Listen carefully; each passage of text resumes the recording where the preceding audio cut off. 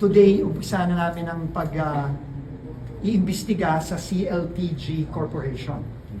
At yung links nito sa Diskaya Company simula 2016. No, dahil ang mga Diskaya mismo ang umamin sa Senate Blue Ribbon hearing, I think nung una o ikagawang Senate Blue Ribbon hearing, na lumaki ang kanilang negosyo simula noong 2016. So yun ang inutos sa akin at napag-usapan namin ni Ombudsman Boying at yun ang gagawin natin. No, wagang sisinuhin dito, wagang sasantuhin dito, lahat ng tatamaan ng ebidensya, tatamaan at kailangan managot.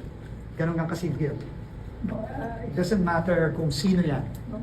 Dating administrasyon ngayon, it doesn't matter. Yun ang kabilin-bilinan ng Pangulo natin. Wala tayong sisinuhin, wala tayong sasantuhin.